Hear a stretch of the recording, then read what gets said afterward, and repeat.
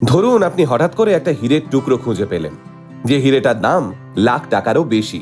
কি করবেন তারপর? ভেবে পাচ্ছেন না, তাই তো?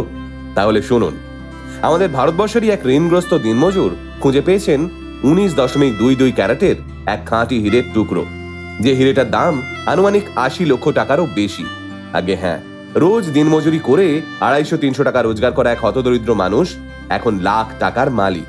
মধ্যপ্রদেশের রাজু গোন্ড হীরে খুঁজে পাওয়ার পর এই দিনমজুরের জীবন এখন রাতারাতি বদলে গেছে। 40 বছর বয়সী রাজু এতদিন লোকের মাঠে ঘাটে চাষের কাজ করে, কখনো ট্র্যাক্টর চালিয়ে, কখনো বা রাজমিস্ত্রির কাজ করে পরিবারের মুখে দুবেলা খাবার তুলে দিতেন। এবার যেন সেই রাজুর দিকেই স্বয়ং সৃষ্টিকর্তা মুখ তুলে চাইলেন। দিন আনা দিন খাওয়া মানুষটার কষ্টের দিন অবশেষে শেষ হলো। কিন্তু মধ্যপ্রদেশের এই দিনমজুর ঠিক কিভাবে খুঁজে পেলেন এত লাখ টাকা দামের হীরে? কিভাবেই বা একটা হীরে একজন গরিব দিনমজুরের জীবন বদলে দিল? আসুন আজকের ভিডিওতে আমরা সেটাই দেখে নিই। মধ্যপ্রদেশের এক ধনী কৃষকের জমিতে রোজ সামান্য কটা টাকার বিনিময়ে 8 ঘন্টা কাজ করতেন রাজু। দিনমজুরি করা ছাড়াও মধ্যপ্রদেশের পান্না জেলার কৃষ্ণ কল্যাণপুরের একটি সরকারি হীরের খনিতে বহু বছর ধরে হীরে খোঁজার কাজ করছেন রাজু এবং তার ভাই। এই বর্ষাকালে রাজুর খুব একটা চাষের কাজ থাকে না, তাই এই সময় রাজু এবং তার পরিবারের সদস্যরা মিলে হীরের খনির লিজ নিয়ে তাতে হীরে খোঁজার কাজ করেন। বিগত 10 বছরেরও বেশি সময় ধরে রাজু এই হীরে খোঁজার কাজের সঙ্গে যুক্ত, কিন্তু এমন মূল্যবান হীরে খুঁজে পাওয়ার অভিজ্ঞতা রাজুর এর আগে হয়নি। আমরা সকলেই জানি হীরের খনির জন্য বিখ্যাত ভারতের মধ্যপ্রদেশের পান্না জেলা। এই পান্না জেলায় মেকানাইজড ডায়মন্ড মাইনিং পরিচালনা করে কেন্দ্রীয় সরকার। এখানে অনেক মানুষই ভারত সরকারের কাছ থেকে হীরের খনির লিজ নিয়ে হীরে খোঁজার কাজ করেন।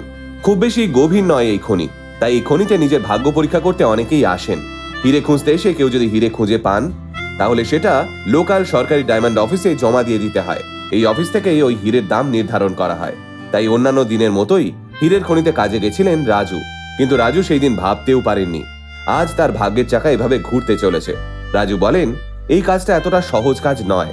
আমরা হীরের আশায় গর্ত খুঁড়ে সেখান থেকে মাটি ও পাথর বের করি, তারপর সেগুলোকে চালনিতে রেখে ধুয়ে নিই, তারপর খুব সাবধানে ছোট ছোট পাথরের মধ্যে থেকে হীরে খোঁজার চেষ্টা করি। বাকি দিনের মতো সেদিনও রাজু সব পাথর ধুচ্ছিলেন। ঠিক সেই সময় রাজুর নজরে আসে কাঁচের টুকরোর মতো একটা ঝলমলে কিছু। রাজু সেটা হাতে নিয়েই দেখেন ওই টুকরোটা থেকে আলতো আলোর মতো জ্যোতি বেরোচ্ছে। রাজু বুঝতে পারেন বিগত 10 বছরের পরিশ্রম অবশেষে সার্থক হয়েছে তার। এরপরেই ওই হীরের টুকরো হাতে রাজু ছুটে যান সরকারি অফিসে। সেখানে হীরের ওজন মেপে বলা হয় আনুমানিক 80 লক্ষ টাকার থেকেও বেশি দামে বিক্রি হতে পারে এই হীরে। আগামী সরকারি নিলামেই ওই হীরে তোলা হবে। সরকারি রয়্যালটি এবং হীরের ওপর বসানো কর কেটে বাকি টাকা তুলে দেওয়া হবে রাজুর হাতে। রাজু ছোটবেলা থেকেই তার বাবা কাকাদের মুখে হীরে পাওয়ার গল্প শুনে বড় হয়েছেন, কিন্তু রাজু যে নিজে কোনোদিন হীরে খুঁজে পাবেন এ কথা তিনি স্বপ্নেও ভাবতে পারেননি। আসলে নুন আনতে পান্তা ফুরোনো সংসারে এত বড় স্বপ্ন দেখাও যেন বিলাসিতা। কিন্তু তবুও 10টা বছর ধরে নিজের ভাগ্য ফেরানোর নিরলস প্রচেষ্টা চালিয়ে গেছেন রাজু। রাজু বলেন, এই অর্থ দিয়ে তিনি তাদের 5 লাখ টাকার ঋণ শোধ করবেন, আর তারপর নিজেদের জন্য একটা বসত বাড়ি তৈরি করবেন। এছাড়াও রাজু চান তার সন্তানদের ভবিষ্যতের জন্য কিছু টাকা সেভিংস করতে, আর বাকি যেটুকু থাকবে রাজু তার দুস্থ আত্মীয়দের মধ্যে ভাগ করে দিতে চান। আসলে রাজু মনে করেন, একা ভালো থেকেই মজা নেই, আমার চারপাশের মানুষগুলো যদি ভালো থাকে তবেই আমার পরিশ্রম সার্থক। আসলে কার ভাগ্য কখন যে বদলে যায় সত্যি কেউ বলতে পারে না। রাজু যদিও আবারও নতুন করে হীরে খোঁজার কাজে লেগে পড়েছেন, তবে এইবার আগের থেকে অনেকটা বেশি আত্মবিশ্বাসী মধ্যপ্রদেশের রাজু গোন্ড। তার কারণ রাজু বুঝে গেছেন সৎ পথে থেকে পরিশ্রম করলে একদিন না একদিন সাফল্য আসবেই।